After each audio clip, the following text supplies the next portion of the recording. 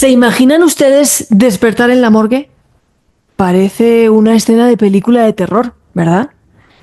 Pero resulta que la realidad supera a la ficción porque nuestra invitada, esta persona con la que estoy ahora mismo aquí, nuestra invitada Sandra Bermúdez, que es colombiana pero vive desde hace ya pues casi una década en Nueva York, concretamente en New Jersey, tuvo esa experiencia. Se despertó, murió y se despertó literalmente en la morgue, una de las experiencias más aterradoras y también más transformadoras. Ahora nos va a contar cómo ha impactado esto en su vida y qué fue lo que vio en ese momento de despertar.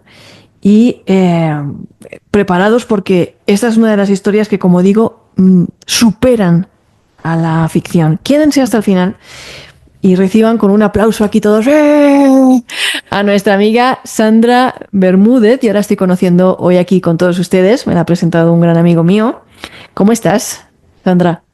Mado, encantada de estar hoy aquí contigo, muy emocionada que pues a través de haber tomado la decisión de hablar, pues me hayas contactado y seguir sanando a través de lo que voy contando, porque imagínate, ya eso fue hace 18 años y apenas hasta ahora me siento en la capacidad de soltarlo y de empezar a compartirlo y hablarlo.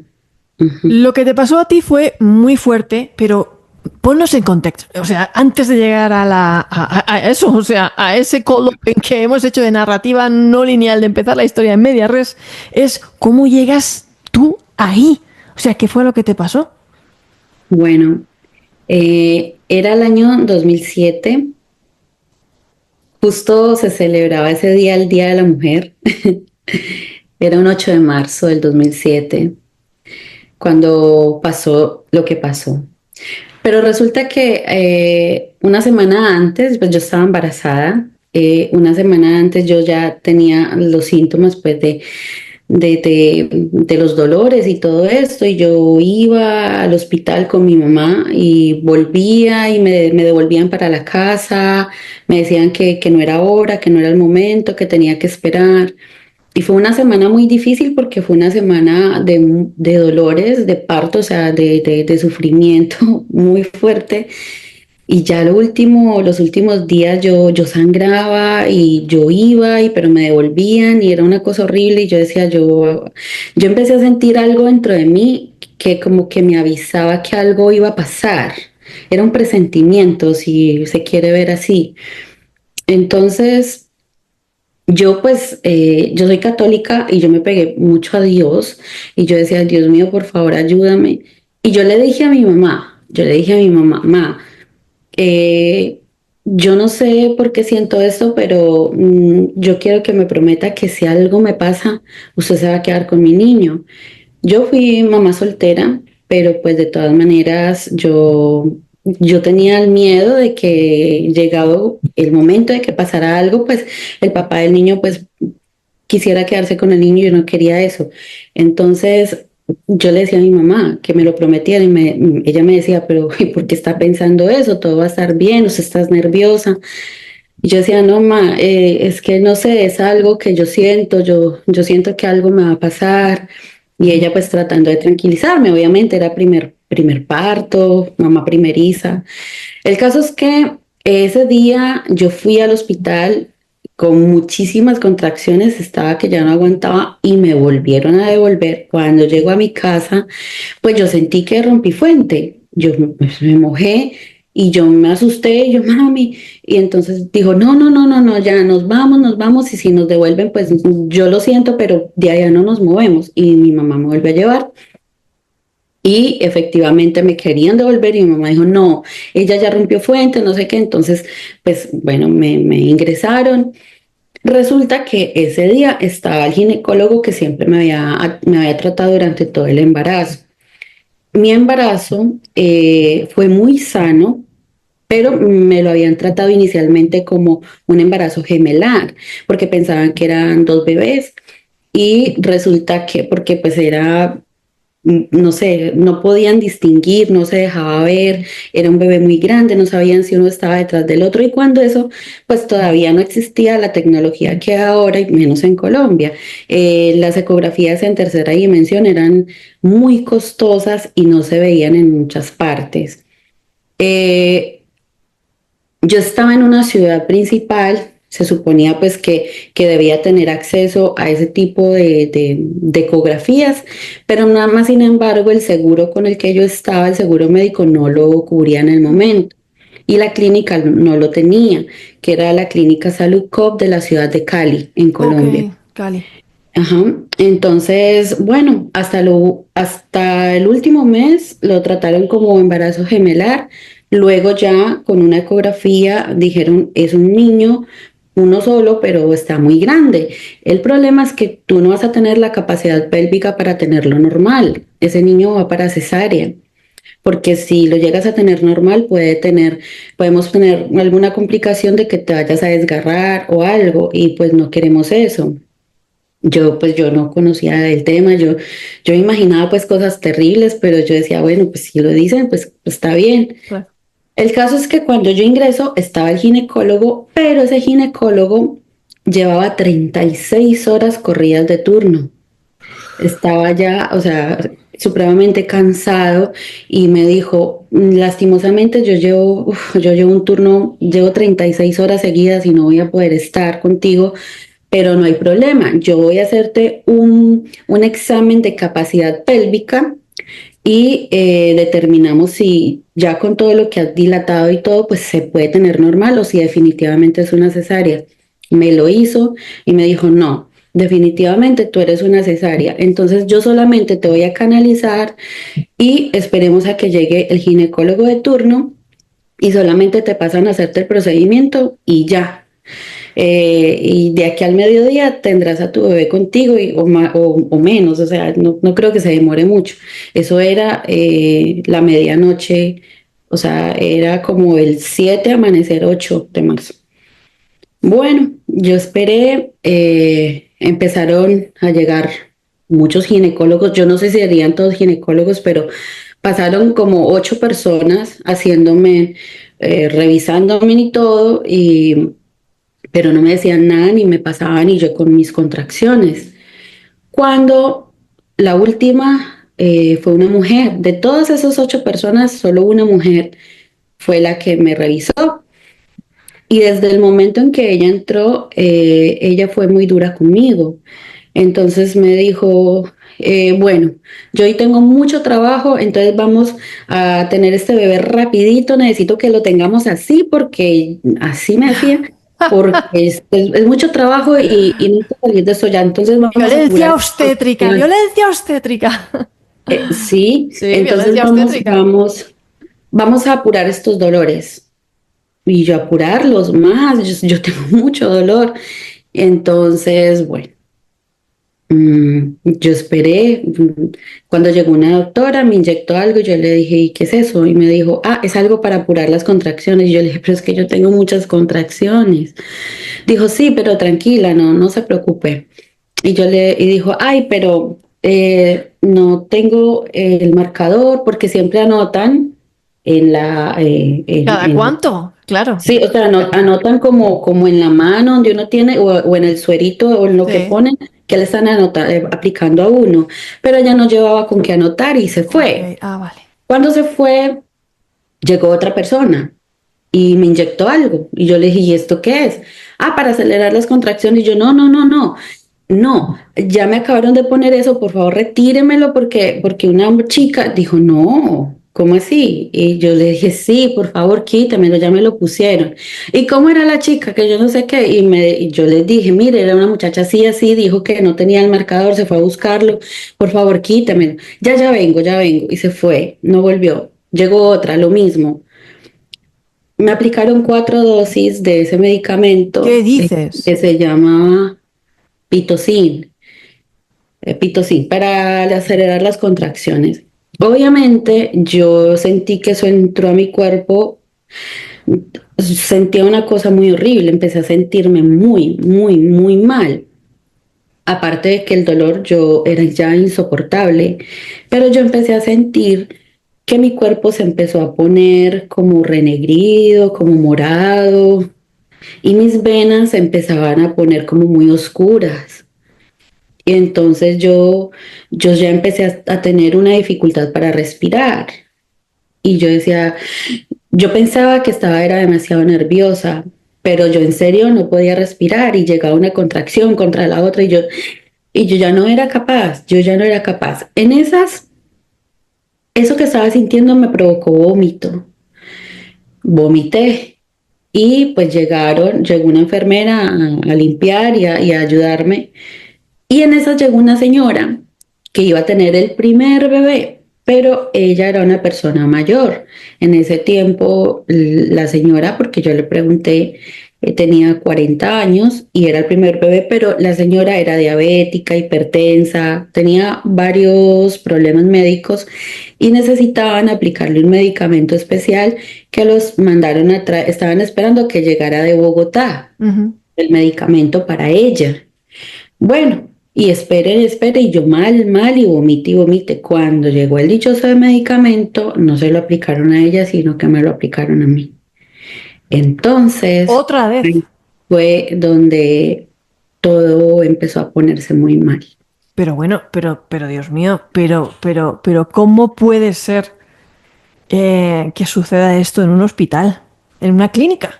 Fueron muchas situaciones, fueron muchas negligencias médicas, mala praxis, en O sea, todo no basta que te ponen 4 dosis erróneas, o sea, 4 veces la dosis que te tenían que haber puesto de lo tuyo, sino que cuando llega el medicamento de la otra, sí, te lo ponen también. sí.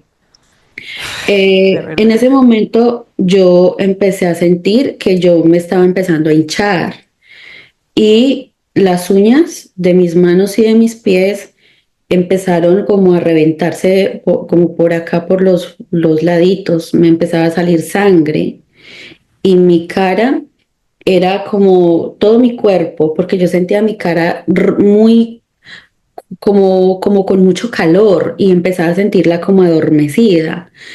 Y el cuerpo, todo el cuerpo era como como lleno de vetitas de sangre, como cuando te haces un chupado, te absorbes la piel y te quedas rojo, como que ya te va a salir sangre. Así era, pero todo mi cuerpo. Y era así, y como renegrir, las venas eran como negras, y yo sentía que yo me estaba empezando a hinchar. Yo me sentía mal, me sentía pesada, me sentía la lengua como medio adormecida.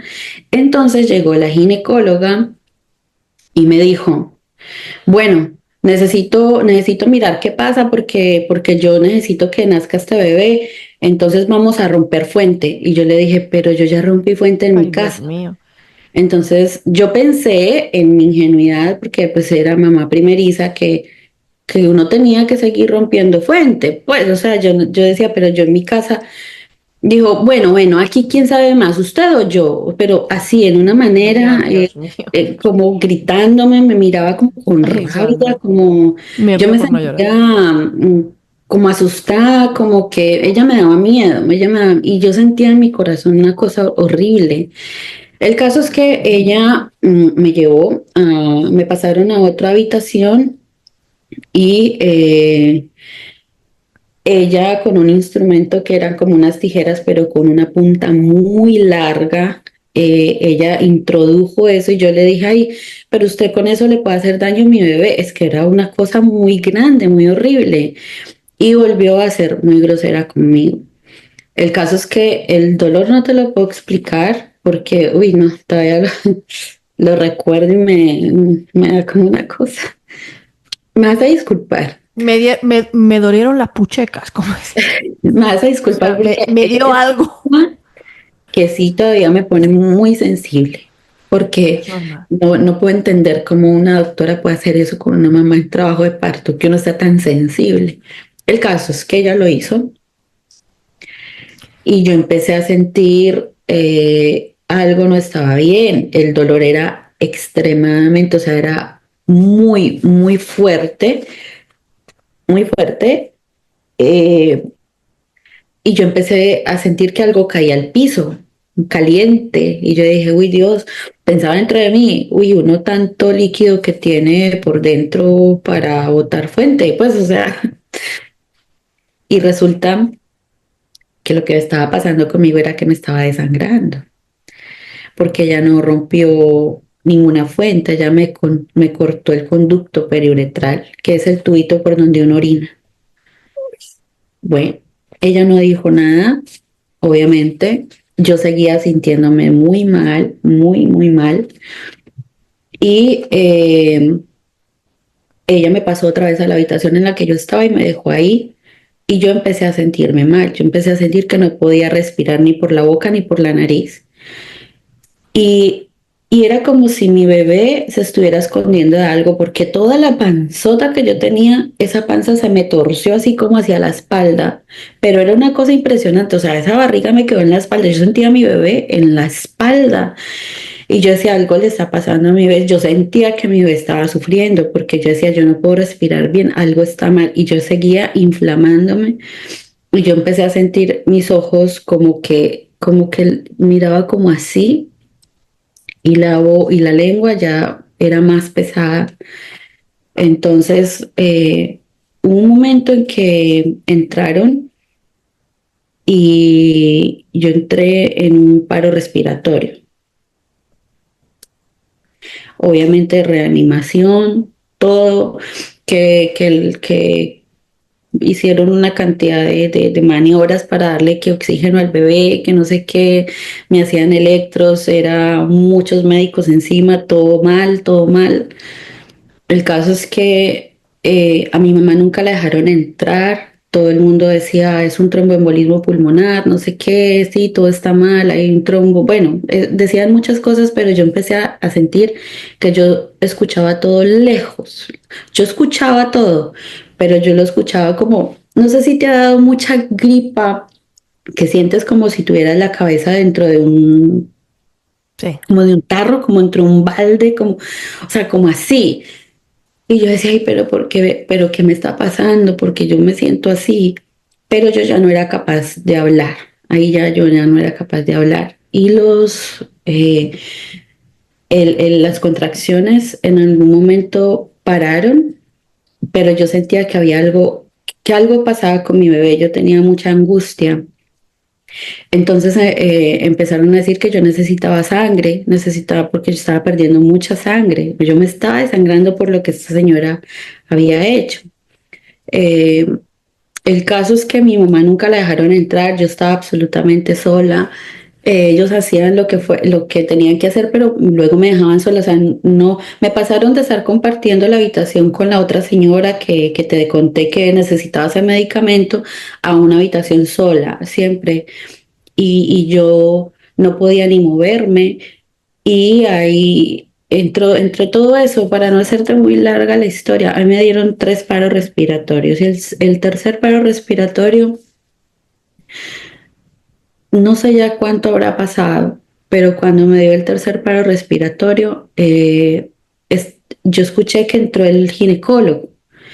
Y él gritó, él dijo, pero ¿qué hace esta mujer aquí? ¿Qué es esto?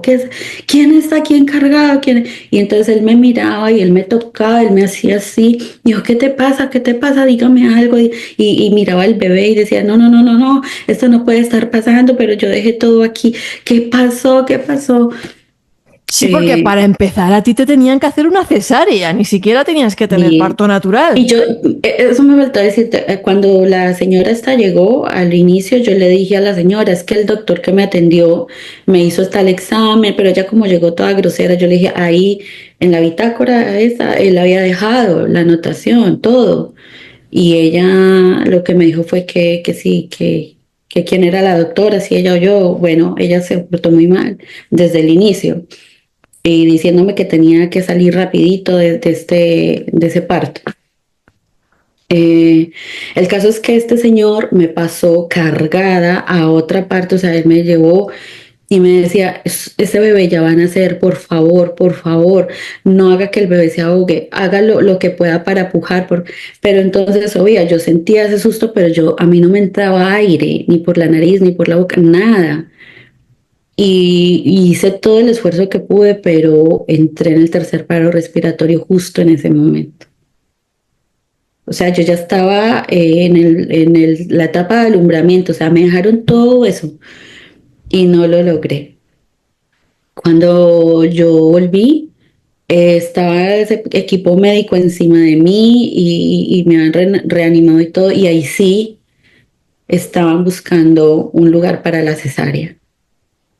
Llegaron conmigo rapidísimo para lo de la cesárea, como pudieron me acomodaron para aplicarme la epidural esta, yo ya no era ni consciente casi de mi cuerpo, o sea, yo era una cosa, estaba totalmente hinchada, eh, mis dedos reventados de manos y pies, mi cara, o sea, era una cosa muy fea y sin poder respirar y sin poder hablar, que era lo peor, o sea, yo no podía decir nada y escuchaba todo, pero lo escuchaba lejos, pero yo era muy consciente de lo que estaba pasando a mi alrededor, pero yo sentía que yo casi no me podía ni mover. Empezaron a hacer la cesárea y yo en mi mente solo le decía, Dios mío, Virgencita, ayúdame para que yo por favor logre aunque sea escuchar llorar a mi bebé. Salva a mi bebé. Porque yo escuchaba que decían, no la van a lograr, se nos van a ir. Y yo escuchaba eso y yo ya no me podía mover, yo no podía gritar.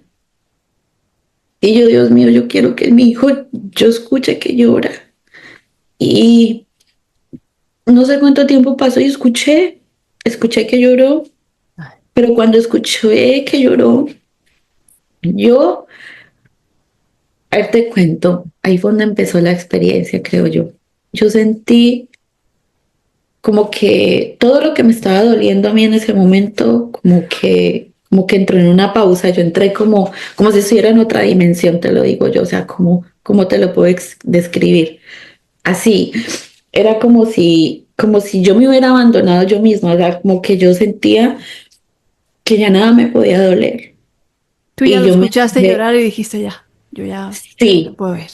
y yo sentía todo el movimiento que hacían en mi estómago y todo, y lo que decían, pero a mí me dejó de importar. Pero te puedo decir que el miedo más grande que yo sentí en ese momento fue cuando ellos seguían diciendo que yo que no tiene signos vitales, no tiene signos vitales. Yo dije, si yo me muero, ¿quién va a querer a mi bebé? Nadie lo va a poder querer, nadie.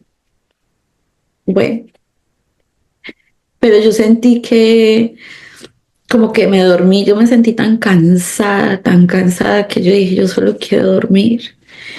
Y me quedé como dormida.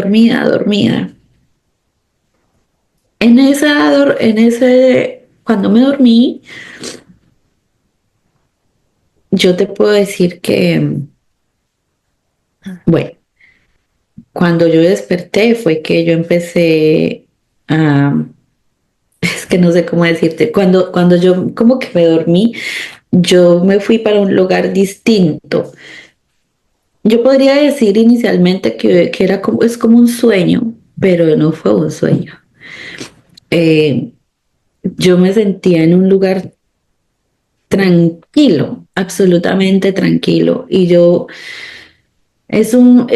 un jardín tan hermoso, pero tan hermoso que yo estaba en lugares muy bonitos y yo no te puedo describir la hermosura de ese lugar. O sea, las flores eran de una belleza que no he visto flores así. O sea, era algo como irreal, como era un lugar súper lindo. El caso es que yo me sentía tranquila, yo sentía que nada me dolía, yo me sentía contenta y yo miraba todo y era como tan cálido, tan bonito, hasta que yo sentí que me tocaron el hombro y era la mano de un hombre. Y me dijo, todavía no, pero esa voz era como muy fuerte, pero a la vez como, ay, es que con tan, con tanta calma, o sea, me daba una tranquilidad, una cosa. pero a la vez era como una autoridad, no te sé explicar. Y me dijo, todavía no. Y era una mano muy grande que me tocó el hombro, que te puedo decir, era como muy suave, pero a la vez como que me empujó hacia atrás, como que todavía no. Y cuando dijo todavía no, yo empecé a sentir como otra vez mi cuerpo, como otra vez ese dolor, como ese frío que te digo, yo sentía un frío que yo no puedo entender, yo no te lo puedo explicar y pues en este país he experimentado temperaturas muy bajitas y ni siquiera yo te puedo decir que es ese frío, o sea, es un frío más allá del entendimiento, es un frío que duele, que te traspasa, no sé. Y yo no podía moverme, yo no podía mover ni un dedo, yo no podía. Haz de cuenta como cuando las personas experimentan o cuentan que es la parálisis del sueño, que como que escuchan todo pero no se pueden mover. Yo me sentía así porque yo empecé a escuchar todo así igual como entre un tarro, pero o sea, escuchaba, pero yo no escuchaba nada. No, es que van a decir que soy loca, pero No. has llegado a escuchar el silencio. Uy, qué pregunta más difícil, pero sí. Yo experimenté el sonido del silencio ese día, te lo puedo decir. El silencio absoluto. El Sí, silencio cero. el silencio cero tiene un sonido, te lo digo, o yo no sé, pero yo desde ese día empecé a escuchar el silencio. El silencio tiene un sonido y ese sonido me daba susto porque yo decía, yo tuve un bebé, pero yo no escucho nada, no puedo abrir los ojos, nada. Era un silencio, pero un silencio que aturdía. O sea, es que no te puedo decir cómo es. Y cuando yo empecé a sentir ya más mi cuerpo empezó como a vibrar, ¿cómo te puedo decir? Como a temblar. Era como una cosa. Y de repente, a medida que mi cuerpo como que yo me iba haciendo consciente de mi cuerpo más temblaba hasta el punto en que mi cuerpo saltaba. Yo sentía que yo saltaba, pero era mi cuerpo temblando de una manera absurda, absurda. Cuando yo ya logré tener la sensibilidad, porque el mismo frío me tenía como si estuviera dormida mi piel, no sé decirte. Yo te lo digo, Amado, que es un frío que solo el que se muere conoce. Yo, yo pienso que ese es el frío de la muerte. Es Sí. que, Una vez una amiga me dijo que el infierno no tiene que ser un lugar con fuego y llamas, como siempre nos han contado. Me dijo el infierno tiene que ser muy frío, Mado. ¿Sería un frío infernal? pues si lo pienso así, puedo decirte que es un frío que sí que quema. O sea, duele, Duele. que arde, como es que Sí, no como un puedo. cubito de hielo cuando te lo No, es que que un cubo quema. de hielo no es nada, o sea, O es sea, que mucho es más. algo, no, eso no, es algo que no, es que yo no te lo puedo describir. Indescriptible, inefable, un frío, Sí, el nivel más máximo de frío que una persona no sí, debería no, o estar sea, experimentando. no, un frío que te deja sin movimiento, sin sensación, o sea, no, te muere, o sea, no. Es que por eso es que yo creo yo que cuando yo empecé, o no sé, pienso ahora que cuando la sangre iba entrando otra vez como a mi cuerpo, no sé, era que yo empezaba a tomar conciencia de cada parte de mis dedos, como a poquitos.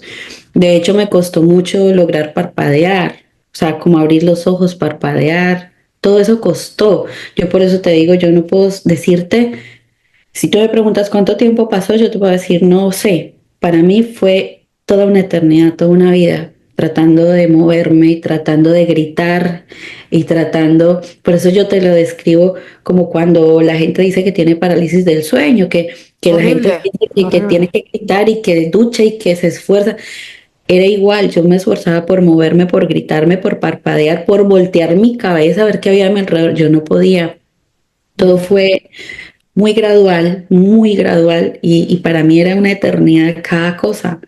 Yo, como te digo, cada vez que iba teniendo como noción de mi cuerpo, digámoslo así, era que sentía ese temblor, ese frío y ese carcañar de mis dientes, porque yo sentía que mis dientes se me iban a quebrar. A mí ya me dolía esto aquí cuando empecé ya a tener conciencia de mi cuerpo. Yo sentía ya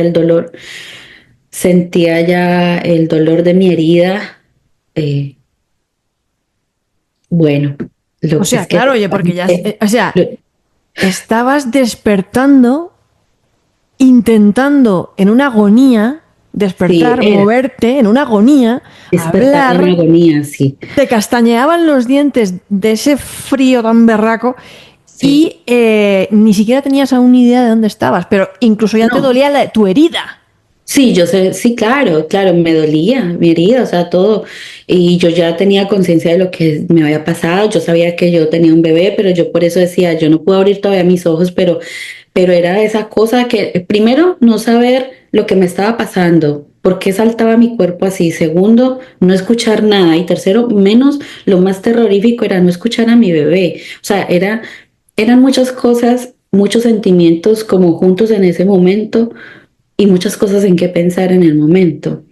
Pero yo dije, yo me tengo que tratar de tranquilizar, a ver si yo logro abrir mis ojos, a ver si logro voltearme. Los logré abrir, logré hacer esto, que era como pestañear, porque no podía tampoco hacerlo. Era como si yo hubiera abierto mis ojos y me hubiera quedado así, petrificada. Luego, qué problema para pestañear. O sea, cada cosa era un- muy difícil. Luego girar mis ojos como que dolía, pareciera que estuvieran llenos de vidrio, no sé, era raro. Pero cuando logré hacerlo, fue que ahí fue donde yo tomé conciencia de dónde estaba. Porque después de mucho tiempo que logré así mirar para un lado, vi a un señor, es que es como si lo estuviera viendo en este momento. Era una lata, no era una camilla.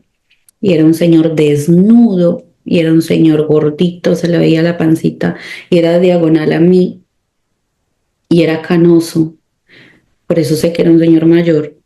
Y yo dije, ¿y yo qué hago aquí con un señor desnudo? ¿Y por qué no tiene una sábana? Y yo acabo de tener un bebé, y entonces yo trataba como de tocar mi cuerpo, y me di cuenta que yo no estaba en una camilla, yo también estaba en una lata. Y estaba sin cobija, o sea, sin nada, estaba desnuda. Y y ese silencio, yo dije, pero ¿cómo así? Cuando logré mirar para el otro lado, vi otro cuerpo tapado hasta la cabeza, pero supe que era una mujer porque el cabello se le salía por un lado, un cabello largo, oscuro. Y yo dije, me morí. Esto no estoy en el hospital. Y vi, podía ver. No sé si era el aire acondicionado, yo no te puedo decir qué era, pero cuando es como cuando tú abres una nevera que sale el vapor del congelador, así se veía como alrededor, era frío. No sé si era el aire acondicionado que salía así, salía como ese vapor, no sé, pero era muy frío. Y mi cuerpo saltaba solo porque yo no tenía manera de moverme, el mismo frío lo hacía saltar y yo tratando de gritar. No sé cuánto tiempo pasó porque yo ya sentía que me dolía la garganta de intentar gritar, yo así de hacer, sí, pero mucho, mucho rato, muy fuerte. Yo intentaba, pero era imposible, yo intentaba moverme, pero no me podía mover, o sea, solo podía ya girar solo la cabeza, los ojos, pero ya. Cuando de repente escucho que una puerta se abre, pero no podía ver la puerta porque era una puerta que quedaba como atrás de mí. Yo no podía girarme.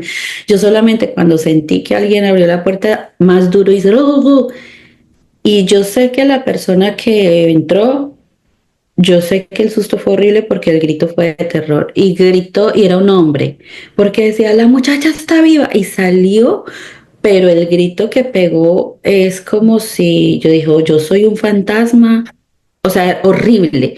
Pegó Dios un grito mío. que yo me asusté. Yo dije, Dios, yo estoy muerta. O sea, yo no estoy en un hospital, yo estoy muerta. Yo no, y yo entonces entró en mi confusión, yo no sabía si estaba viva, si estaba muerta, si yo lo que, porque yo había acabado, sabía lo que me acaba de pasar, yo estaba en un jardín, sentía una sensación de la mano en el hombro, yo dije, yo viví esto, yo me morí,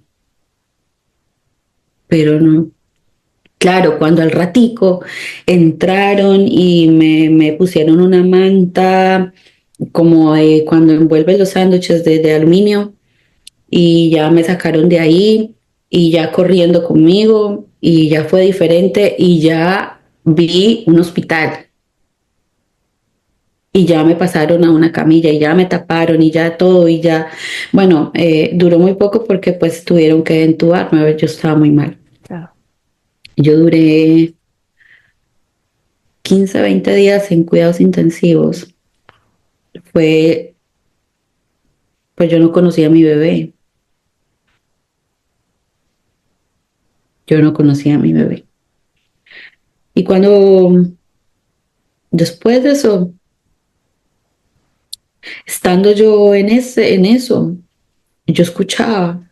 Por eso yo digo que la gente que está en coma escucha, uno escucha. Y es la sensación más horrible del mundo. Es muy duro porque es como como si te estuvieran encarcelada el alma. Es que no te sé decir. No sé, es como que tú estás, pero no estás. Uno no sabe, uno no sabe si uno está o no está. Es que raro, es muy raro. El caso es que cuando por fin me pasaron a un piso, fue que vine a ver por primera vez a mi bebé. Yo pensé que mi bebé era mudo, porque cuando yo lo vi, ni siquiera me lo entregaron en los brazos, me subieron así la camilla y la incubadora la entraron. Y el niño yo veía que lloraba mucho, pero al niño no se escuchaba llorar. O sea, yo lo veía que lloraba, pero él no le salía nada de voz, ¿no? Y lo que pasaba era que mi niño había llorado tanto, tanto que ya no tenía voz, ya no le salía el llanto.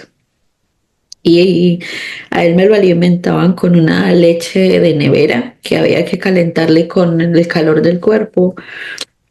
Y mi mamá no podía verlo siempre, ella tenía unos horarios para verlo. Fue muy difícil, pero lo más difícil estaba todavía por llegar, porque pues estando yo ahí, entró el internista y me dijo, a ella le vamos a dar salida ya. Entonces mi mamá dijo, pero ¿cómo así si ella todavía está mal? Porque yo tenía la mitad del cuerpo como paralizado. Eh, Recuerden que en ese proceso de paro respiratorio y todo fue que me diagnosticaron el tromboembolismo pulmonar. Entonces el señor volvemos a, no sé cómo llamarlo, la falta de ética médica, ¿será? Tacto, falta de Sí, empatía, de que tacto, llega y le de dice a mi vocación mamá, casi. llega y le dice a mi mamá, llévesela porque ella no va a durar mucho. Ya. Por ella no hay nada que hacer y por eso le vamos a dar salida. Mi mamá dijo, pero Eso ya lo dijeron delante de ti, además. sí, como si yo no existiera, o sea, como si a mí, como si yo fuera nada. Y te digo que lo que uno siente,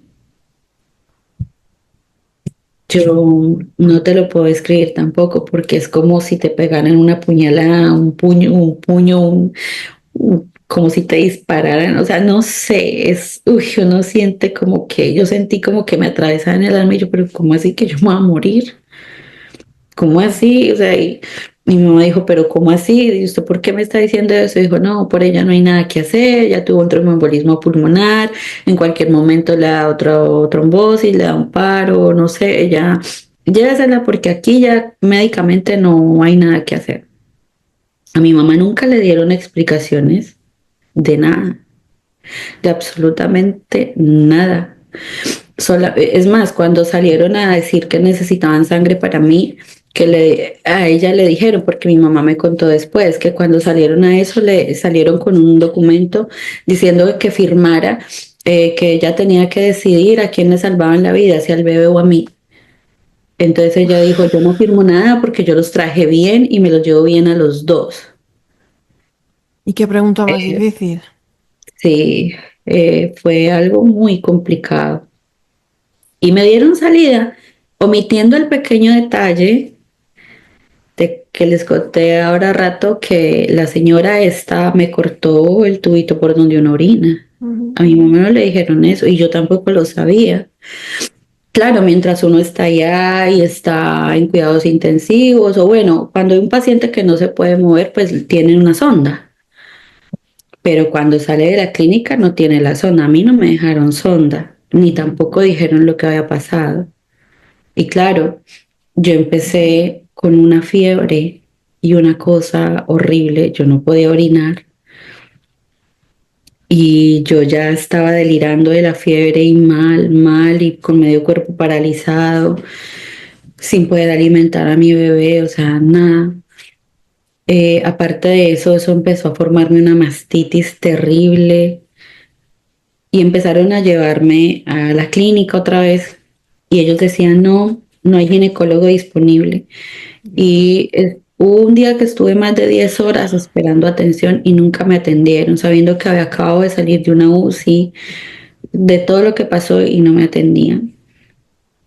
Eh, por fin, una doctora me dijeron, si quiere, le damos cita prioritaria con médico general.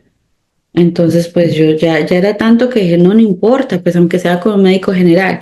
Cuando la señora me vio, me dijo, ay, no, pero usted qué fue lo que le pasó. Mire, es una infección tan grande que yo ni siquiera un tacto puedo hacerlo, o sea, yo no sé, hay que drenarla ya. Y si usted tiene un tromboembolismo pulmonar, esto está peligrosísimo, tiene que ir a la clínica que la drenen y me dio una orden. Yo fui, no me atendieron. ¿Por qué? Que porque no había ginecólogo disponible. Luego de tanto pelear mi mamá, porque yo pues, yo estaba era, no, yo no era yo estaba delirando de la fiebre, yo ni hablaba, pues no, me atendió otro médico ahí y dijo de esta manera tan despectiva que me parece tan, es que, es que no se sabe cuál de todos era peor. ¿Está segura que eso no es una enfermedad venérea? Señor, ella acaba de tener un bebé, no sé qué le hicieron y ella está así. Ella estaba bien, es una mujer sana. Y él no tuvo tacto en decirme, ¿está segura que no es una enfermedad venérea? ¿Qué? Y, o sea, y no me va a hacer nada. No, no hay nada que mandarle. Igual a usted le dieron salida y no, nada, o sea, nada. Entonces empezaron conmigo a llevarme a todas las clínicas de Cali, a todas me entraban. Y obviamente me decían, no, si a usted la atendieron en esa clínica, usted tiene que ir a esa clínica porque nosotros no nos podemos hacer responsables. Y haga de cuenta como cuando el paseo millonario, pero para mí fue como el paseo de la muerte porque me llevaban de clínica en clínica, nada. Luego intentamos con droguerías. Me llevaban a todas las droguerías a ver si me aplicaban algo para la Las infección, farmacias se llaman en y España. todo. Tampoco, menos. Entonces, luego alguien me habló de que habló, pues a mí no, pues le decían a mi mamá que me llevaran a Jamundí, que ahí había una clínica que se llamaba la Clínica de la Mujer, no sé si todavía existe en este momento. Y me llevó, En Bogotá existe la bueno, Clínica de la Mujer. Y ajá, es aquí. bastante buena, dicen. Y me llevaron y me atendió una médica cubana que estaba embarazadita también, ya estaba bastante adelantado su embarazo. Y ella se asombró cuando me vio y me dijo, ay, por Dios, pero ¿a usted qué le hicieron? Intentábamos contarle todo lo que ha pasado. Ella me dijo, mire, ¿usted ya demandó? Pues no hemos tenido cómo. Yo estaba en la clínica, mi mamá solita, pasar conmigo, con el bebé, mi hermano cuando eso todavía estaba muy pequeño, 13 añitos, o sea, él no, el papá de mi hijo, pues un papá ausente, nunca, pues no, yo sola, yo estaba sola. Y La doctora dijo, mire, si usted va a iniciar un proceso legal, cuente conmigo y no se le preocupe que yo no le voy a cobrar absolutamente nada. Yo voy a aplicarle una inyección para ver si de pronto eso empieza a reventar solito y yo mañana la dreno, o sea, le abrimos como para que no sea tan traumático. Y, pero ella estaba pues así, ella se sorprendió mucho, no era tanto lo sorprendida, sino que como que le afectó mucho verme como me vio. El caso es que yo en la noche me puse muy mal y ella me dijo, "De cualquier hora puede venir que yo voy a estar acá". Cuando fui, resulta que después de haberme atendido a mí entró en trabajo de parto Ay, y entró habían en dejado, labores. y había dejado una persona encargada, pues ahí otro médico, y ese médico me dijo, mire, yo con ella no me meto y yo les voy a decir la verdad. Si usted de aquí a mañana no se hace drenar eso, esa infección la mata. Usted este fin de semana no pasa. Se imagina, o sea, que un médico me diga eso, me diga, no lo va a atender y se va a morir porque este fin de semana no pasa. O sea, ya me habían desahuciado, este médico me decía eso. El terror que yo sentía, yo decía, pero ¿por qué? ¿Por qué me están condenando a morirme de esta manera? Y entonces el papá de mi hijo se comunicó como con un amigo tratando de buscar un ginecólogo o algo y le preguntó, llamó a alguien, le dijo, ah, ¿usted conoce un ginecólogo? Y esa persona le dijo, no, pues yo soy ginecólogo, tráigala, yo estoy aquí de turno en el hospital departamental. Y de inmediato él fue por mí y me llevó y llegamos al departamental, el médico me estaba esperando y me llevó a sala de partos porque él pues, estaba de ginecólogo allá y me dijo, mira, yo tengo 6 mamás en trabajo de parto, yo voy a ir a dar una ronda y venimos a mirar. Me miró y me dijo lo mismo, me dijo, ay, por Dios, mujer, yo no sé a usted qué le hicieron.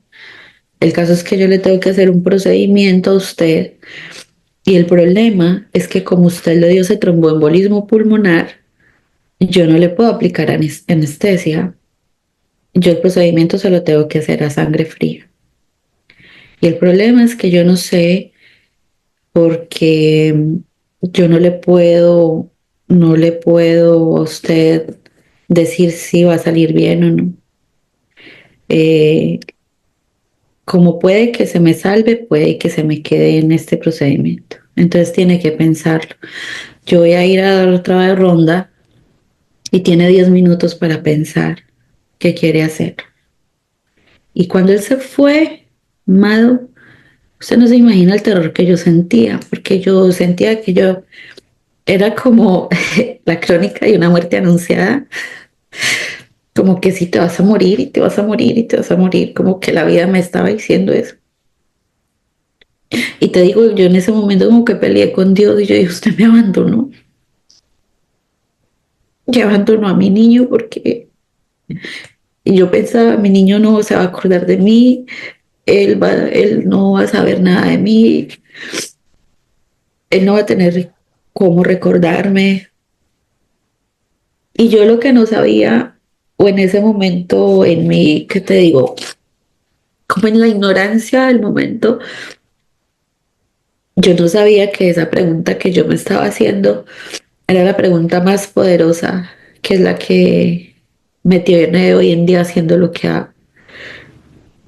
¿Cómo me va a recordar mi hijo? Esa era la pregunta. Y entonces yo, cuando el médico llegó, eh, me dijo, ya lo pensó. Y yo le dije, yo no tengo nada que pensar. Si me voy a morir, pues que sea intentando salvarme. Es lo último que puedo hacer. Y si usted me tiene que rajar de pies a cabeza, hágalo. Pero hágalo rápido, rápido. Y entonces fue algo muy bonito, porque como te digo, yo sentía que Dios me había abandonado. Tenía muchos sentimientos encontrados y ese señor hizo algo que yo nunca me imaginé que pudiera ser un médico. y me dijo, ¿quiere rezar? Y yo me sorprendí, yo le dije, ¿rezar? Sí, y oró muy bonito y me dijo, mire, yo quiero que me perdone.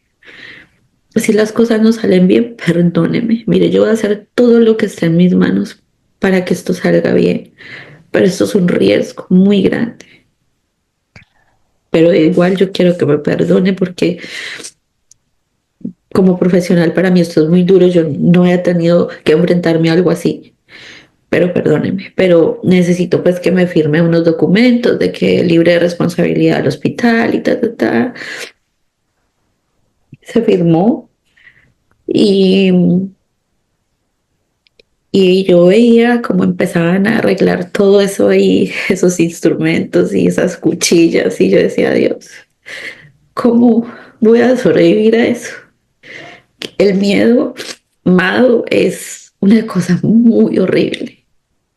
Sentir ese miedo y esa incertidumbre de que usted no sabe si va a vivir o no. Y yo solo pensaba en mi bebé, solo pensaba en él. Eh, Empezó el procedimiento, no te puedo describir el dolor que sentí. Yo, yo creo que yo pegué un grito que se escuchó en todo Cali. Eso fue una cosa muy horrible. Pero yo como que me desmayé Del y dolor. como que volvía y me desmayaba, como que volvía y otra vez. Y resulta que como que en todo eso, ese procedimiento como que yo tenía hasta cierto tiempo para ya despertar pues como que reaccionar. Y resulta que pues me cuentan, obviamente, ¿no? El doctor me contó, llegué hace tiempo y yo no desperté y mis signos vitales eran cero. O sea, ya el médico le había dicho, le había informado al papá de mi hijo que fue el que me llevó, dijo, no, no lo la logró, no la logró. Y entonces ya estaban poniéndose a llamar a mi mamá y a arreglar todo y para hacer un acta de defunción y toda la cosa. Y eso era una situación bien complicada. Cuando yo recuerdo que yo desperté y yo desperté en una tos, pero con un ataque de tos horrible. Y ese señor entró a ese lugar donde yo me tenía y ese señor gritaba, pero de la emoción y saltaba, ese médico saltaba y decía, Dios, gracias. Y me revisaba y me decía, está bien, hábleme, digan. Entonces, pues, bueno, digamos que salí de de ese impasse, me pudo drenar eso que tenía. Pero igual ahí no paró la situación porque resulta que la cosa fue más grave y eso fue lo que me confirmó que me dieron por muerta porque resulta que dentro de mi estómago me habían dejado gasas y cosas. Eso en la clínica anterior. Dios mío, pero vamos, o sea, pero pues. Mira, me Sí. tienes con el corazón en un puño. Intentamos demandar porque la gente dice, pero ¿por qué no demandó? Sí, después de que logramos, de que el médico me estabilizó y todo, pues demandamos.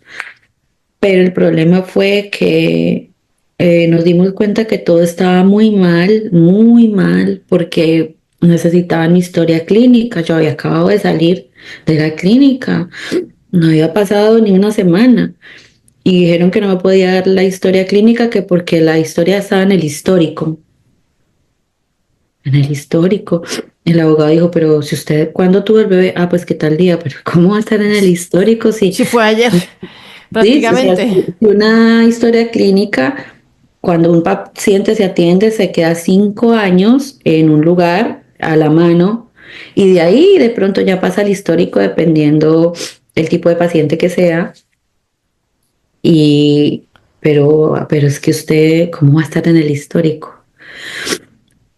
Sí, está en el histórico y además se demora un mes para podérsela entregar. Un mes, sí, un mes.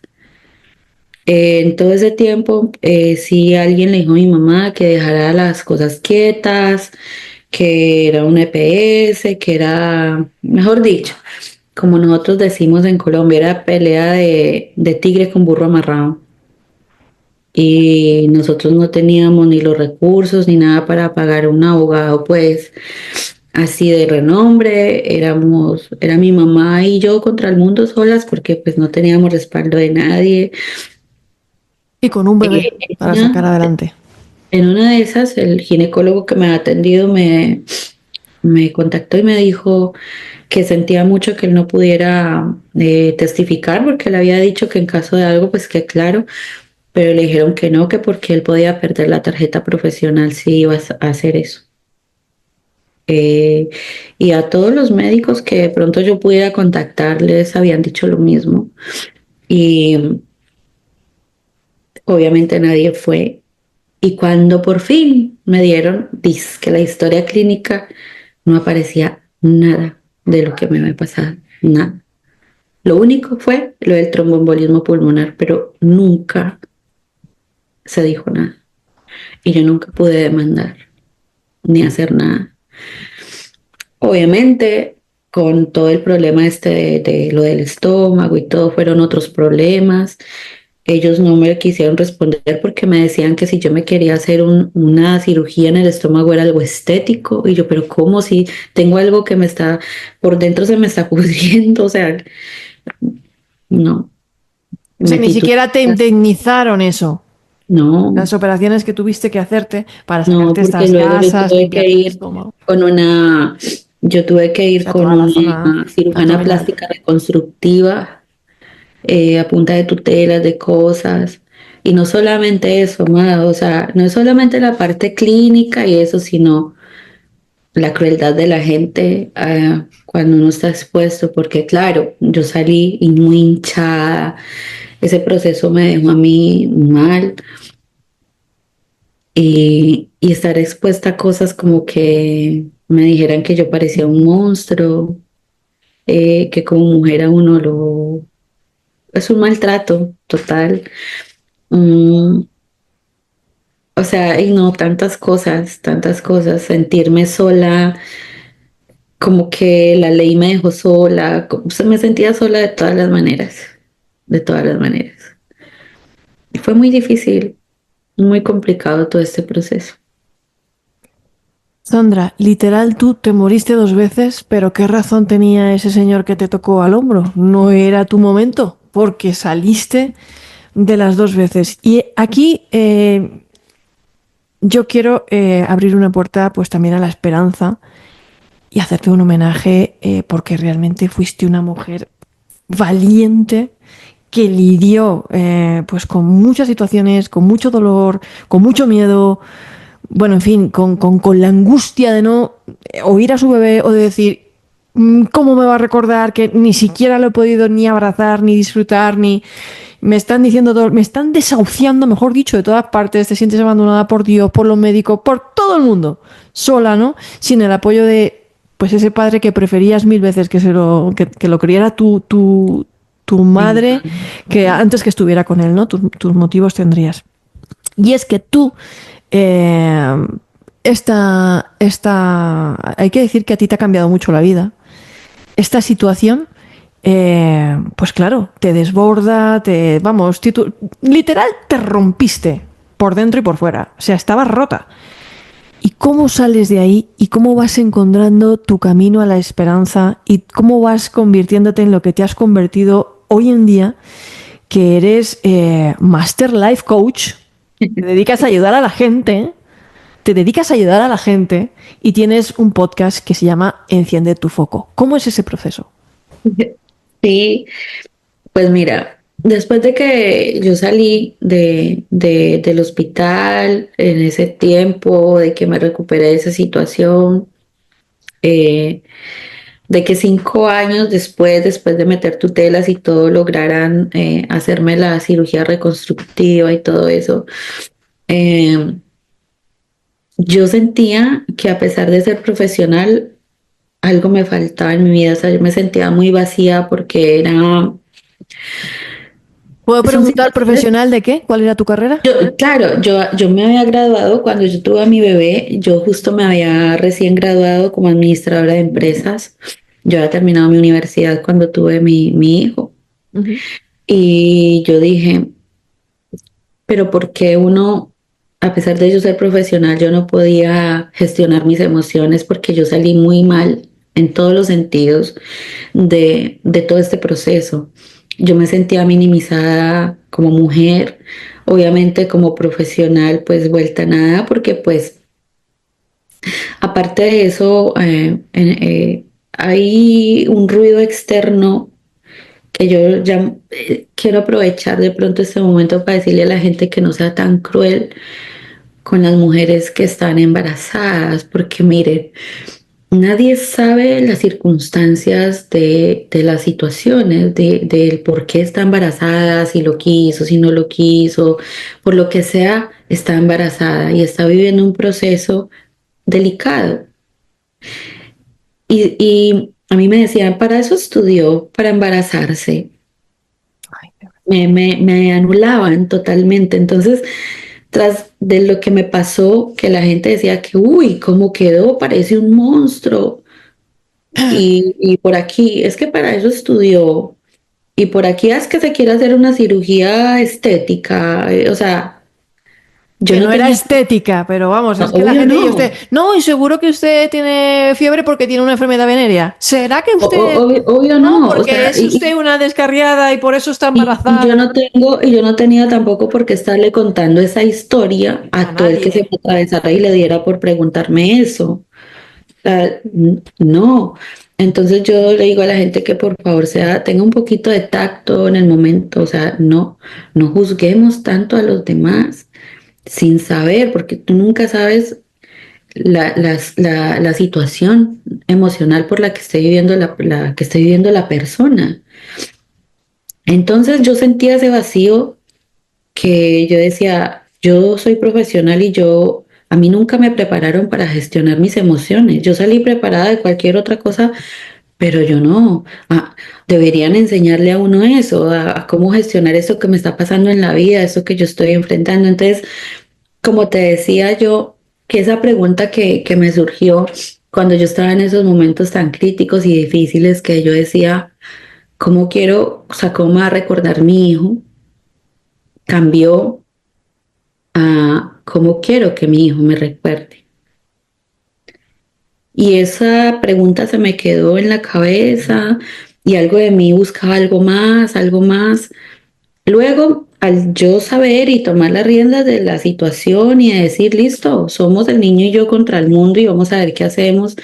Después de lucharla mucho en Colombia, de ver que de pronto llegué a un punto en que ya no habían oportunidades laborales ni de nada, y yo sola con esa responsabilidad, yo siempre pensando en el futuro de mi hijo, pues yo decidí venirme para este país.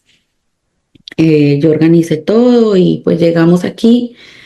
Y pues uno aquí tiene que replantearse lo que va a hacer y lo que quiere, porque uno, listo, yo era administradora de empresas y todo allá, y allá podía desempeñarme como lo que me estuviera desempeñando, pero aquí no. Uno aquí viene a cero. O sea, yo aquí no era nadie, ni mi título valía nada, ni lo que yo hubiera estudiado.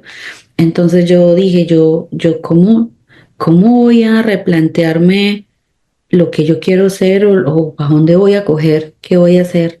Y siempre esa pregunta, pero yo vine con una mente muy abierta y yo dije, cualquier oportunidad yo la voy a aprovechar. Y así fue, como cuando lo primero que yo hice al llegar acá fue entrar a estudiar inglés y yo tenía un trabajo y en la tarde estudiaba inglés y conocí a alguien estudiando inglés que me dijo, fíjate que están dando unas becas para estudiar comunicación. Y yo le dije, comunicación, pues ¿cuándo en mi vida yo me iba a imaginar terminar estudiando eso? Pero yo dije, ay, venga, ¿y yo cómo hago para acceder a una beca de esas? Pues que así, así. El caso es que me dieron la beca de comunicación, es a estudiar comunicación y me metí en este mundo de la locución y todo eso y corrí con buena suerte de que en un piloto que hicieron del mismo lugar donde estaba estudiando comunicación, me dijeron que si quería hacer el hilo conductor de un podcast para una emisora reconocida, ta, y dije que sí, y pues hice el piloto, les gustó. Luego me llamaron de otra emisora de Nueva York y me propusieron estar en un programa y yo les dije que sí y empecé en ese programa y al pasar del tiempo me dijeron que había un espacio que si yo quería creara un programa y que lo hiciera yo, que lo manejara yo. Entonces, sin querer queriendo, me convertí en productora y en editora y en presentadora de ese programa. Y luego un tiempo me independicé. Inicialmente el podcast, el programa se llamaba Hasta que se acabe el café en New York, que primero estuvo en las radios de Nueva York y luego ya pues lo hice a nivel ya personal. Y ahora se llama Enciende el Foco. Y se llama Enciende el Foco porque todo dio un giro inesperado. Y fue que en una de esas entrevistas, de esos programas, yo entrevisté a alguien y era una mujer que, pues que ella es una editor, tiene una editorial aquí en la ciudad de Nueva York y tenía una academia y estaba con la escuela de John Maxwell en español y todo eso. Entonces me dijeron que me contactaron que si la entrevistaba, yo sí, claro. Y resulta que hablando con ella y todo, ella tenía la academia de coaching y entonces yo le dije que me contara un poquito más de qué se trataba. Y al ella contarme eso, y al contarme la experiencia que estaba pasando, porque en ese momento ella era una paciente que estaba en quimioterapia por un cáncer de seno y todo esto, y, y escuchando la historia de ella, en algún momento yo sabía y podía saber lo que ella estaba sintiendo porque yo ya había pasado por eso. Entonces yo empecé a decirle a ella ciertas cosas y ella me dijo, oye, y es que hablar contigo es muy interesante, es como si tú te me entendieras tanto. Entonces yo le conté y me dijo, oye, pero es que eso está genial para que saques tu libro. Yo pongo a disposición mi editorial y tal. Y yo dije, ¿será? Y bueno, empezamos ahí y resulta que a mí me interesó fue la parte del coaching. Y yo dije, si yo voy a escribir, si yo lo primero que tengo que hacer es empezar a sanar porque hay muchas cosas que me duelen todavía. Y así empecé a estudiar, empecé a prepararme como life coach, pero uno empieza por el auto-coaching, porque ¿cómo voy a ser un coach de vida y con mi vida hecha un desastre y con tantos miedos y con tantas cosas que cargas que yo sentía y me echaba la culpa de muchas cosas y empecé como a depurar y me empecé a llenar de razones y a entender que definitivamente eso era lo que yo necesitaba y aprendí a querer lo que me había pasado. Y si tú me preguntas hoy, Sandra, ¿qué cambiarías de todo esto? Nada. Ostras, pues, Ni siquiera cambiaría un minuto de mi sufrimiento. Y la gente va a decir, está loca, se embobó. pues sí, No, eso es no me duro, ¿eh? embobé. No me embobé ni estoy loca porque eso que me pasó, siento que me hace la mujer fuerte que soy hoy. Y sí, y lo digo así, y no es por ego, pero sí siento que soy muy fuerte ahora. Soy fuerte para mi hijo, para mis hijos, porque ahora tengo un bebé otra vez, a pesar de que me habían dicho que no podía volver a tener bebés. Qué bueno. Tengo ahora mi niño y yo digo, sí, yo sí puedo y sí soy fuerte y todas las mujeres tenemos un poder increíble, mujeres y hombres. Lo que pasa es que nos encerramos tanto en el dolor y llegamos a, de pronto por ignorancia, por desconocimiento, tenemos preguntas poderosas que no sabemos gestionar. Y esa pregunta que yo te dije al inicio, que me decía, ¿cómo me va a recordar mi hijo? ¿Qué va a hacer de mi hijo?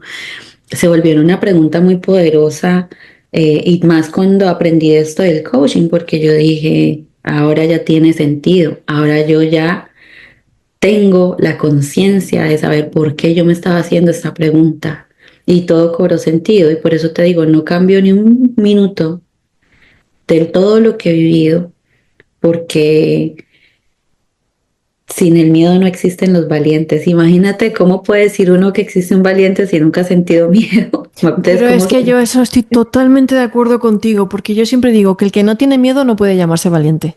Porque no, ¿cómo vas a no. poner a prueba tu valentía si nunca has tenido miedo? Entonces eres un temerario, que es una cosa muy distinta a ser valiente. Valiente es el que tiene miedo y se enfrenta. Eso Yo es sí, y yo valiente. puedo decirte, en el momento en que me dijeron, te vas a morir o vamos a hacer este procedimiento y no sabemos si salgas viva de eso, yo sentí que yo miré, ni siquiera la muerte, yo miré al miedo a los ojos, es en ese momento.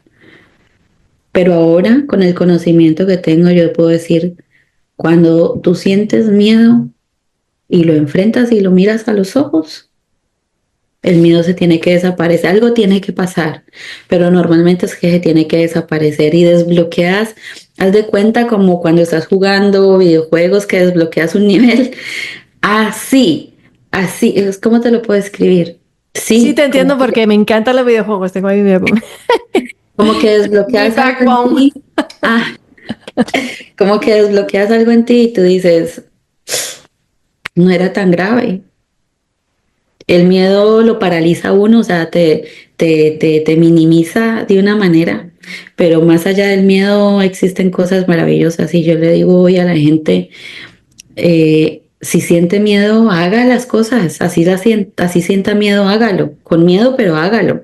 Algo tiene que pasar y lo más seguro es que va a pasar algo bueno. Fíjate, Y hay si una pasa algo frase. malo, y si pasa algo malo, pues algo bueno debe haber dentro de eso malo. Y yo ahorita puedo ver muchas cosas buenas dentro de todas esas cosas malas que me pasaron. Hay una frase que dice que todo lo que siempre has deseado está al otro lado del miedo. Sí, y eso es muy cierto, eso es muy cierto. Y entonces, a mí hace un año, 2 años, me animaron por primera vez a hablar de este tema, Mm. porque vuelvo y le digo, yo nunca había hablado de este tema y era una tarea que yo tenía pendiente con la vida y conmigo mismo y yo creo que con el mundo entero, porque así como yo no tuve voz, nunca tuve voz con este tema, hay muchas mamás que no tuvieron voz porque supe que en esa misma clínica pasaron cosas similares a lo que me pasó a mí, pero con el resultado de que no existe ni mamá ni bebé. Y no fueron ni una, ni dos, ni tres. Y nunca se habló del tema. Y esas mamás que no tuvieron voz, o esas mamás que siguen sin tener voz, yo me siento responsable de hablarlo, Mm. porque Mm. cuando yo le cuento mi historia clínica, un médico me dice, uy, pero la contó de milagro. Y yo digo, sí. Y yo hoy le doy gracias a Dios y restauré mi comunión con Él porque entendí que lo que me estaba pasando era porque yo necesitaba dar un mensaje. Y, y por eso agradezco tanto esta oportunidad que me das para tener esa voz. Y como te digo, hace como 2 años fue porque por primera vez me invitaron a hablar de eso, porque me invitaron al tercer Congreso Internacional de la Mujer. Y me invitaron y yo fui, pero resulta que como 2 días antes me dijeron, no, es que tú vas a ser un speaker. Y yo, no, jamás. Sí, pero ¿y yo qué voy a hablar? No, es que estamos hablando de cosas que las mujeres superamos y era justo para un 8 de marzo ese congreso. Y yo dije, pues yo qué voy a contar, lo que me pasó. Y conté y la gente se conectó mucho, increíblemente, y ahí fue donde me animaron y me dijeron, tú tienes que hablar, tu historia la tienen que conocerla. Hay mucha gente que tiene miedo, mucha gente que está viviendo esto y sobre todo que el personal médico cuando se vaya a meter a estudiar una carrera de estas, entiendan que no es un prestigio lo que están ganando, o sea, lo que están en las manos es la vida de las personas y que deben tratar con empatía, con de verdad, con una vocación a todo tipo de pacientes, que me parece inconcebible y sobre todo de una mujer.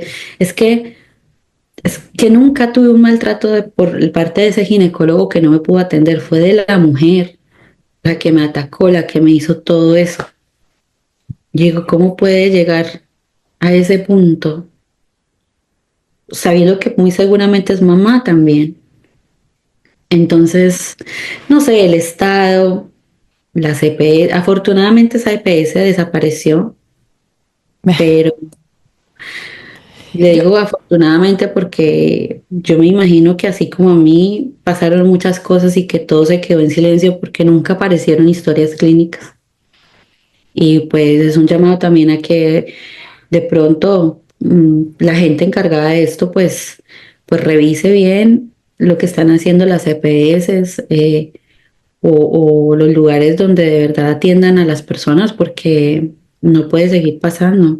Hay que explicarle a la gente que la EPS en Colombia es como una especie de mutua médica que tú pagas porque no existe un sistema de seguridad social universal, público y gratuito,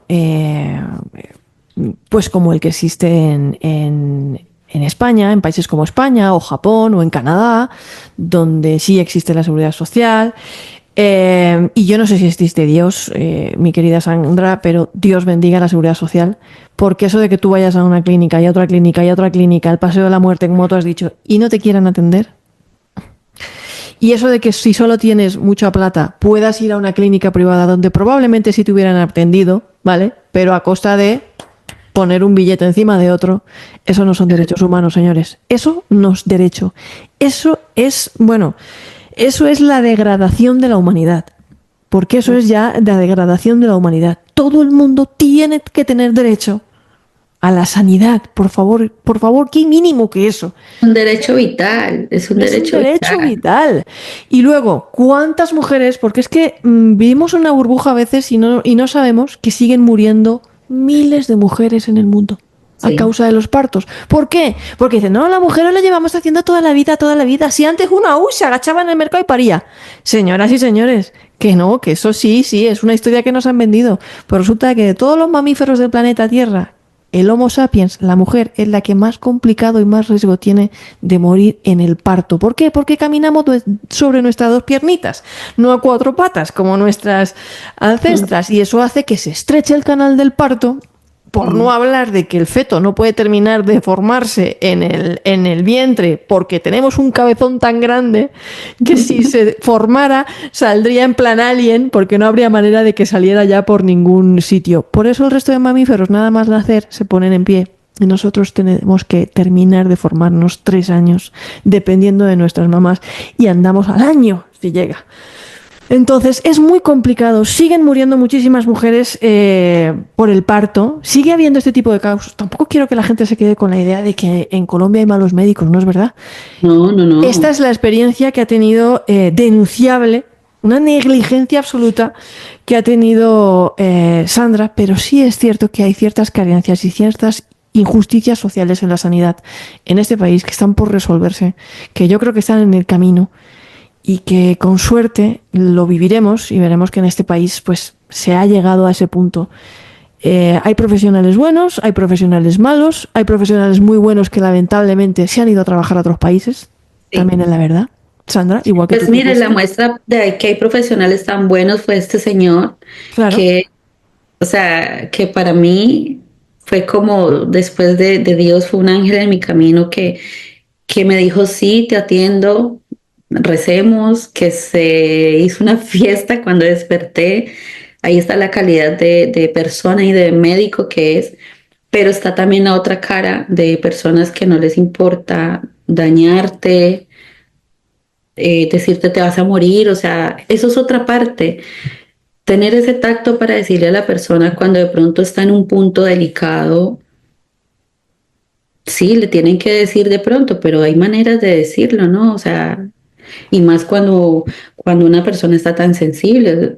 ¿Por qué así? ¿Por qué como si fuera una cosa ahí que no existiera, como si uno no tuviera sentimientos? eso no, no Ma- debería ser así. Me dicen, pero ¿por qué hablas ahora después de tanto tiempo? Es que yo sé que ya no hubo justicia en mi caso, porque como te digo, yo no tengo cómo pelear un caso. No es una entidad de salud, una EPS que no existe, nunca hubo una historia clínica porque jamás la dieron.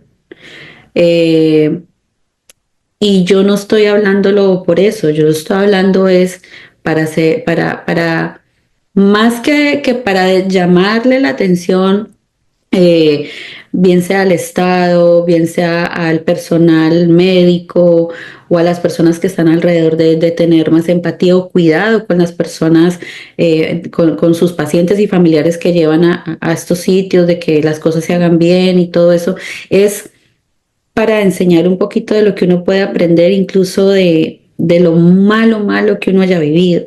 Es más eso, es más cómo nosotros lograr sanar lo que nos ha dolido y cómo lograr salir adelante y ayudar a los otros con eso que nosotros ya vivimos. La experiencia, Creo normalmente las... que esto lo deberían escuchar tu caso todos los estudiantes de medicina. Todos los que van a ser cirujanos, todos los que van a ser médicos, todos los que van a ser ginecólogos, todos los que van a ser enfermeros. Creo que Ginecólogos, deberían ginecólogos, escuchar, sobre todo ginecólogos, creo que deberían escuchar tu historia sobre sí. lo que no se debe hacer. Porque en la carrera está muy bien que te enseñen lo que debe de hacer, cómo se cose, cómo se tal, cómo se cual, pero lo que no se debe hacer en el trato, porque ya es que es de ontología profesional. Dios mío, y es como, señor, antes de usted estudiar una carrera, verifique si usted tiene vocación. Y también yo diría, si una persona si no tenga signos vitales o algo, por favor, no la cojan como caneca de basura, dejarle dentro de su cuerpo nada, porque miren, ustedes no saben qué pueda pasar. Yo desperté y me causaron un gran problema, pero independientemente de eso, yo creo que hay que respetar al ser humano, incluso en su momento en que ya no está. Dignidad. Es la dignidad humana la que está en Dignidad. juego y eso es lo que yo también hago el llamado porque yo estuve en ambas partes y, y me sentí vulnerada como paciente y me sentí vulnerada como una persona de pronto que dieron por fallecida por lo que como trataron mi cuerpo y siento que eso no se debe hacer. Precisamente aquí entrevistamos hace poco a Jennifer, una tanatóloga colombiana, que habla de pues el proceso, pues ella realmente es una de esas personas que tú dices, si algún día me muero, se muere algún familiar, me gustaría que fuera ella la que preparase el cuerpo, porque si tú la oyeras hablar con el cariño De que verdad. ella habla de su profesión, de esos cuerpos, cómo los trata con esa reverencia, es como, Es que es que así así debería debería ser. ser. Porque yo pienso que independientemente como sea, yo siento que cada muerte tiene un proceso de sufrimiento, de alguna manera. Porque yo hoy tengo la certeza y digo, uno puede oír después de muerto. Y en Uno el coma, sigue lo has dicho también. sintiendo, uno sigue sintiendo. Yo también estuve en coma, yo también estuve entubada y escuchaba.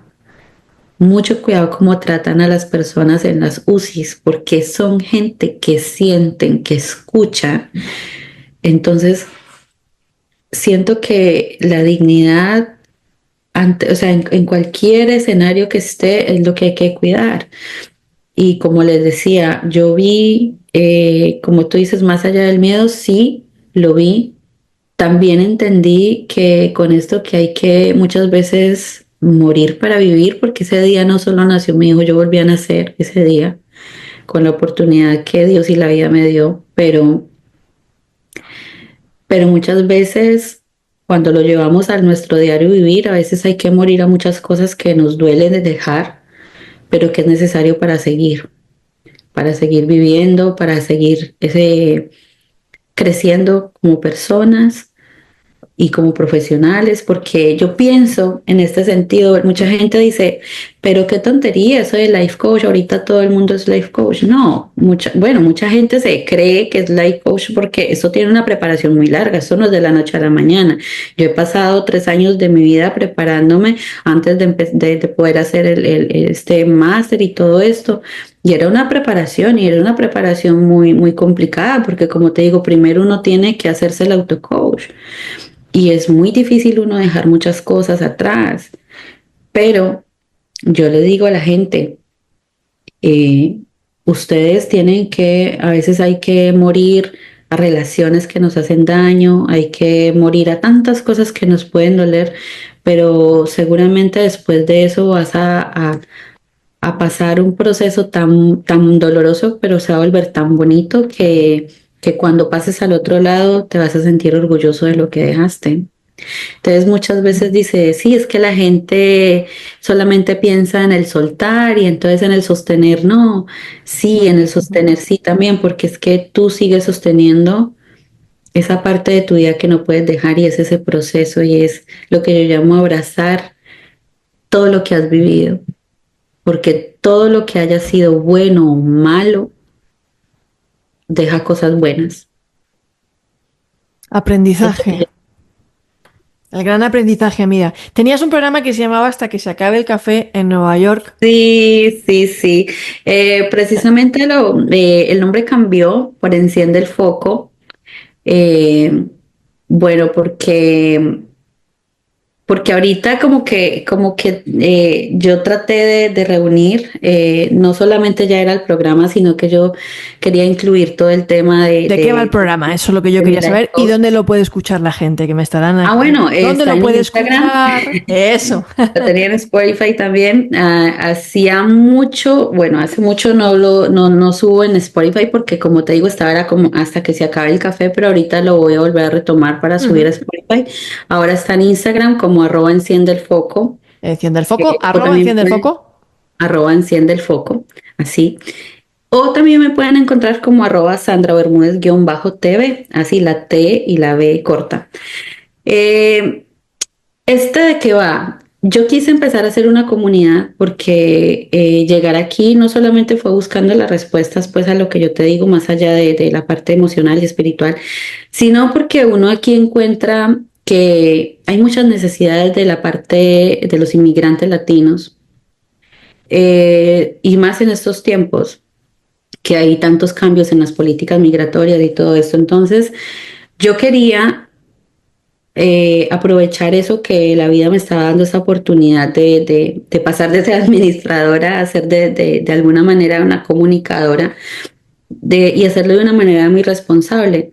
Cuando yo llegué aquí yo no tenía quien me dijera ni siquiera dónde se puede tomar el tren o dónde comprar una tarjeta para el tren, pero pues eso es otro tema porque cuando yo llegué aquí, la persona con la que se suponía que me iba a dar el soporte para yo llegar y todo me dejó sola.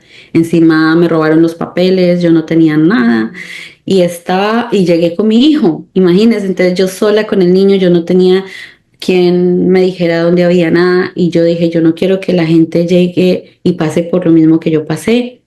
Entonces yo quise empezar a crear como esa red de apoyo entre latinos, entre hispanos, para que la gente conociera qué hacía cada quien. Entonces, artistas en ascenso, empresarios, emprendedores, todas las personas que estuvieran haciendo algo bueno o haciendo patria aquí en tierras extranjeras, pues han sido bienvenidos en mi programa y son bienvenidos en mi programa para darlos a conocer, es darle como esa visibilidad.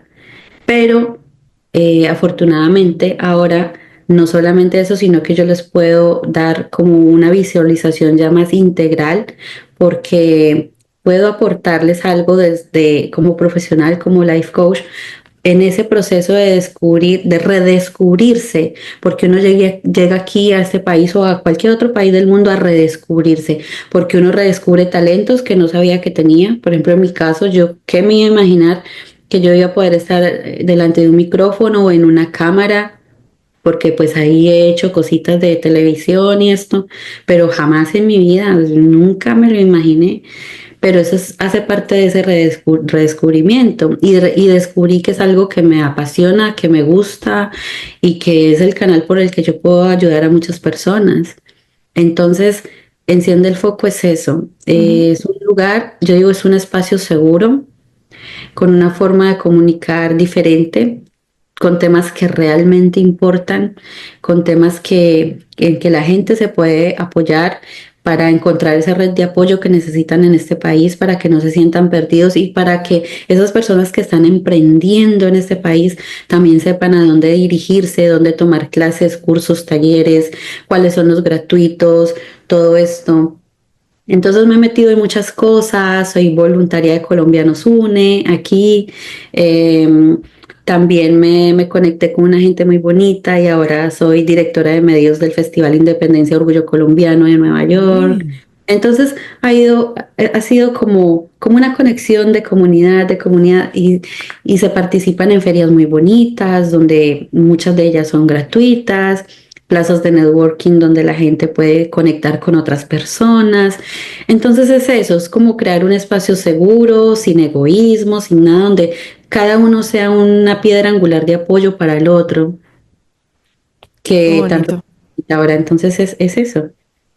Pues qué bonito todo lo que haces. Yo he sido emigrante, he vivido en el Reino Unido de 5 años, ahora estoy, pues soy emigrante también aquí en Colombia. Y quizás el país donde más duro lo pasé de todos los países en los que he vivido ha sido el Reino Unido, siempre lo digo, pero si uno ahí muere y se redescubre, pero vamos a patadas, o sea, es Y como a veces le toca o a te uno muy aclimatas duro. o te aclimueres, ¿no? Se agradece mucho pues que haya personas que estén ahí, esas redes de apoyo como las que tú estás, pues sobre todo en estos tiempos tan duros en Estados Unidos, donde pues el tema se ha complicado un poco y se está estigmatizando a la población Ujú. latina, lo cual es muy triste que esté pasando eso. Uy, Pues hasta sí. que se me acabó el café, llegamos hasta Ay, aquí se me con... acabó el café, a mí también. Pero lo bueno es que en este tipo de espacios que yo ofrezco pueden encontrar también a muchos profesionales, Ujú. psicólogos y todo, en los programas se habla mucho, muchos profesionales a los que se entrevista y que la gente se pueda dar cuenta de cómo lidiar con tantas situaciones que se presentan, ¿no? Trabajo en colaboración con una empresa de telemedicina que se llama Lulas Doctors Latam, que también son profesionales todo tipo de profesionales, Que te atienden psicólogos, en nutriólogos, español también y veterinarios, todo eso, ¿no? en español, porque para la gente que no tiene cómo tener un seguro acá, que de pronto no tienen papeles o que les da miedo ir Ujú. a hacer todas esas diligencias, entonces como para una segunda opinión o para poder ver un médico a través de estas redes tan bonitas como el Zoom o algo así, lo pueden hacer. Y también se pueden contactar por ahí. Entonces yo les quiero hacer el llamado a que vayan por allá y se pasen por Enciende el Foco, que ahí pueden encontrar mucha información para las personas que quieran venir a Estados Unidos, que no sepan por dónde empezar, dónde ubicarse, pues yo los ayudo a ubicar. Ahora me temo que la gente no quiere ir mucho a Estados Unidos. No, Los que están pero allí que te busquen y sobre todo te digo una cosa, nos escucha muchísima gente de la comunidad hispanohablante de Estados Unidos, bueno, de toda la diáspora hispanohablante de Australia, de Long Island, nos saluda muchísimo también un amigo que nos escucha mucho desde Nueva York, Long Island aquí, de Nueva York nos escucha mucha gente hispanohablante, pero de Estados Unidos en general, de California, de Miami, de muchos países, ¿no? Aparte de toda la gente que nos escucha de Venezuela y tal. Entonces, por favor, busquen a nuestra amiga Sandra. qué Eh, lindo. busquen porque esto es una familia al final. Somos una Sí. familia de antenautas aquí y es bueno tener a personas pues de la calidad y de la talla de Sandra en las que apoyarse. Sandra, muchísimas gracias por compartir esta historia con el mundo. Gracias de verdad, o sea, gracias. Gracias a ti porque no solamente porque por ese canal que tú tienes tan bonito, permites que personas como yo o que han vivido cosas como las que viví yo, o incluso peores, porque hay situaciones también peores, tengamos voz y podamos dar a conocer este tipo de cosas que pasan, que no se queden solamente ahí en la memoria o en el corazón de uno viviéndolo en silencio, sino que hay cosas que hay que hablar, porque de pronto, escuchando a alguien esto, alguien tenga la posibilidad de cambiarlo en algo, de estas situaciones, o para las que han vivido estas situaciones sepan que hay cosas más bonitas, más allá de lo que uno puede estar viviendo, que de pronto no sea tan bueno. Pero gracias, Mado, de verdad, por este espacio, por ese canal tan bonito que tienes, por ser también como ese espacio seguro donde uno puede expresarse con tanta tranquilidad y por estar también para nosotros como tan cercanos, independiente de que estés en España, en Colombia, pues nos haces como tan cercanos de poder contar esto, porque no solamente importa porque haya sido un evento que pasó en Colombia, de pronto esto es para gente que les pasa en cualquier parte del Por mundo. supuesto. De hecho, yo tengo una amiga en España que la tuvieron 17 horas de parto porque el marido ya se enfadó, pero en unas condiciones malísimas. O sea que Sí, hay de todo, o sea, en todo y en todas partes, ¿no? Y en algunos sí. países ya, pues ni te cuento, ¿no? Pero por eso precisamente estamos haciendo este programa. Ojalá, mi esperanza es eso, comparto esa esperanza, ese deseo de que esto lo escuche mucha gente, que lo compartan, que por favor, pues si alguien le sensibiliza y se da cuenta de que cualquier cosa que hacemos nosotros durante el día, hasta ser grosero con la persona que te está sirviendo el café o lo que sea, tiene un profundo impacto en los demás. Y que qué cuesta ser un poquito amable, sí, yo sé que a veces uno está cansado, que lleva muchas horas trabajando, todos tenemos nuestras cosas, ¿no? Pero chico, practicar la amabilidad también es hacerse autoterapia, ¿no?